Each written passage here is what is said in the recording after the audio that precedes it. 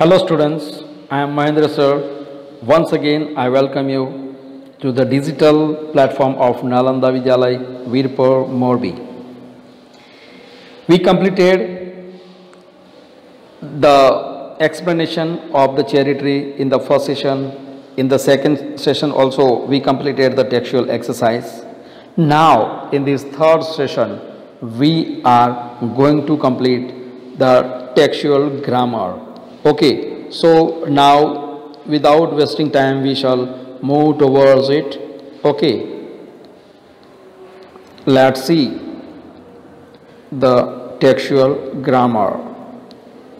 Okay, now in the textual grammar, yes. What is the textual grammar? We know that singular subjects take singular verbs and plural subjects plural verbs. क्या कहना चाहता है कि जो singular subject होते हैं, अब सिंगुलर सब्जेक्ट का मतलब क्या है और सिंगुलर वर्ब का यहाँ पर हम देखने का प्रयास करते हैं. We try to understand through this singular and plural. Okay, first person, second person, third person. पूरे इंग्लिश में अगर देखा जाए तो सिर्फ 3% है. एक तो फर्स्ट पर्सन, दूसरा सेकेंड पर्सन और तीसरा है third person. Okay, singular and plural. First person singular plural, second person singular plural and third person singular plural. जब थर्ड पर्सन सिंगुलर आता है तो उसमें आता है ही, शी, इट. अब ही, शी, इट हम थोड़ा समझते हैं ज़्यादा. ही का मतलब यहाँ है कि कोई भी किसी पुरुष का नाम एक, जैसे ही ये प्रोनाउन है, नाउन की जगह पे हम यूज़ कर सकते हैं. जैसे ही तो किसी एक बॉय का नाम, किसी एक मैन का नाम, या फिर कैसा एक नाउन जिसकी जगह पे हम ही यूज़ कर सकें.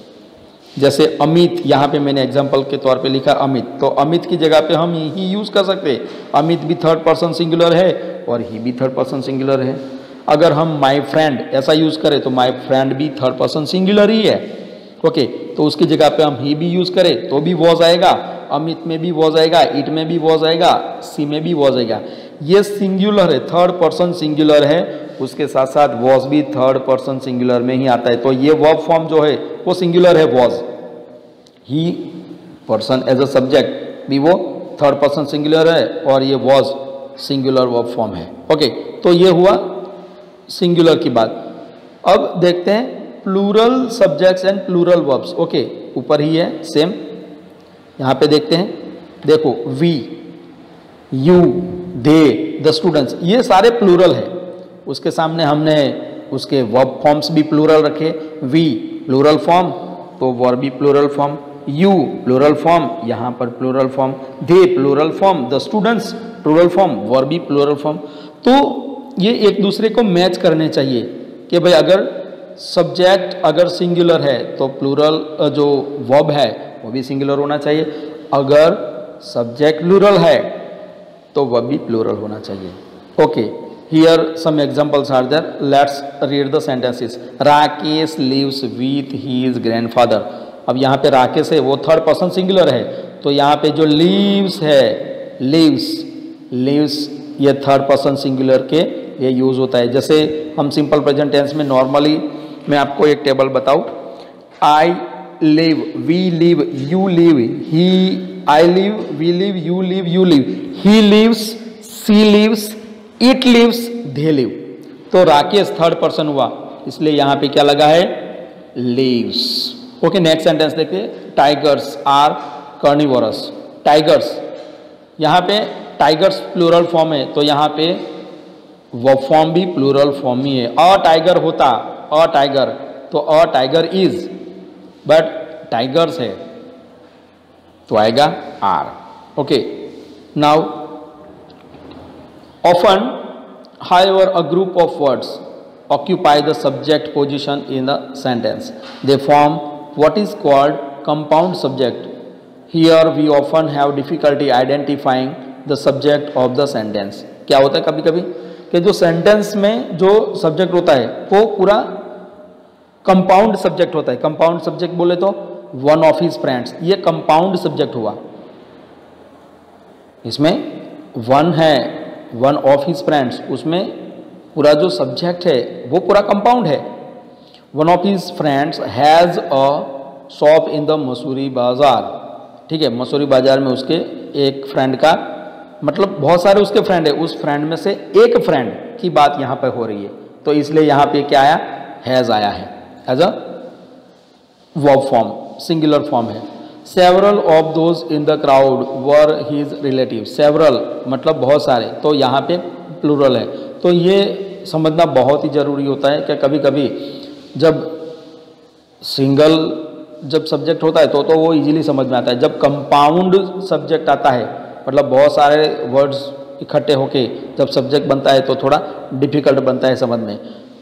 कुछ और सेंटेंसेस पढ़ते हैं। A row of wild ducks was flying high in the blue sky. Okay, यहाँ क्या है, a row of wild ducks, wild ducks की एक रॉ पूरी हार मारा आकाश में उड़ रही थी, तो यहाँ पे मेन कीवर्ड क्या है, रॉ है, तो आंसर आएगा यहाँ पे वॉज जो वर्ब फॉर्म है।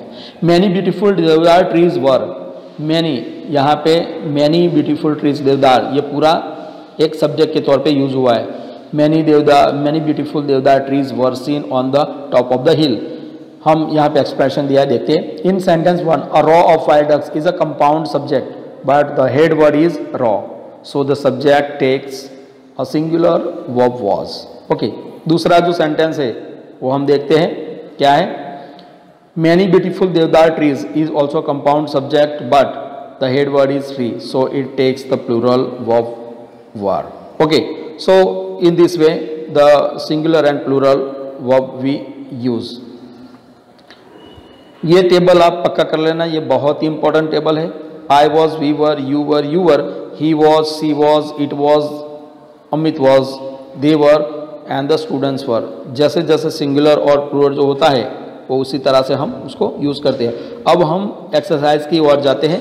यहाँ पे कुछ सेंटेंसेस है, 8 सेंटेंसेस है। ओके, वो 8 सेंटेंसेस का जो आंसर्स होता है वो हम देखते हैं कैसे आएंगे, वॉज आएगा या वर्ब आएगा। The subject and verb must agree with each other even if they get separated by extra information.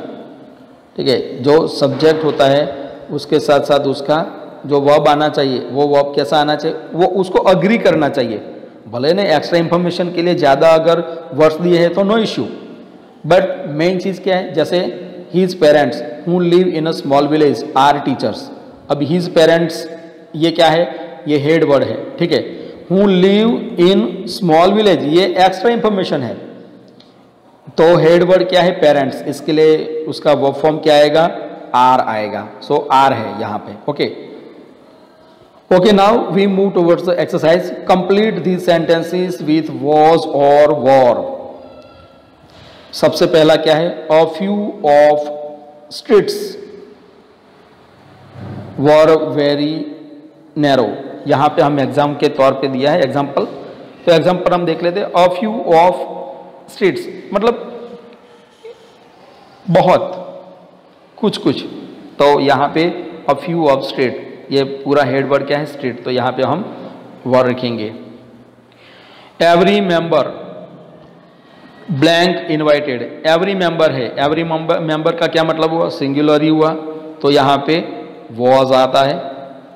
Third देखते हैं, there blank many sparrows pecking at the grain. अब देयर यहाँ पे सब्जेक्ट क्या है, मैनी स्पैरोज, तो many sparrows ये plural हुआ, तो यहाँ पे आंसर क्या आएगा, WERE were. Okay, fourth one, not one of the cakes blank made using the ingredients mentioned in the cookbook. Okay, so not one of the cakes, यहाँ पे one है, वो कीवर्ड है, हेड वर्ड है, तो one इसके लिए आएगा वॉज, WAS वॉज। नेक्स्ट है, several people were invited.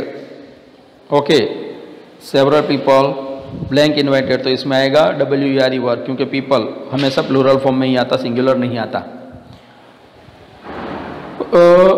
रेउबेन blank the best student in his last year. हाँ, Reuben was the best student in his class last year. यहाँ पे रेउबेन क्या है, वॉज है, तो सिंगुलर है, इसके लिए यहाँ पे वॉज आएगा।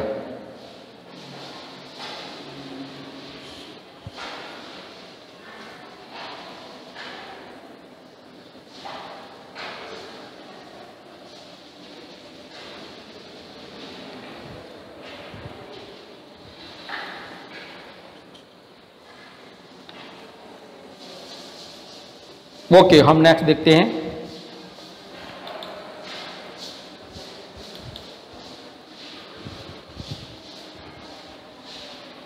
हम नेक्स्ट देखते हैं Reuben blank the best student in his class last year. तो यहाँ पे सिंगुलर सब्जेक्ट है तो WAS वॉज आएगा। 7th one, when I was young comma karate blank my passion. तो कराटे सिंगुलर फॉर्म है तो यहाँ पे आएगा was, WS was. Last 8th one, Jagdish and his friends blank playing in the field yesterday. यहाँ पे जगदीश तो है सिंगुलर थर्ड पर्सन, बट उसके साथ साथ हिज फ्रेंड्स ये भी है, तो जगदीश एंड हिज फ्रेंड्स दोनों मिलाकर बनता है थर्ड पर्सन प्लूरल। तो वर आंसर आएगा WERE, were playing in the field yesterday. Okay, so students, now we have come to an end of that entire lesson. We have completed first the explanation, then textual question answers and everything, then textual grammar. Now we will meet in the next session. Okay, तब तक के लिए अपना ख्याल रखिए। बहुत बहुत धन्यवाद। Thank you very much. Goodbye. Take care.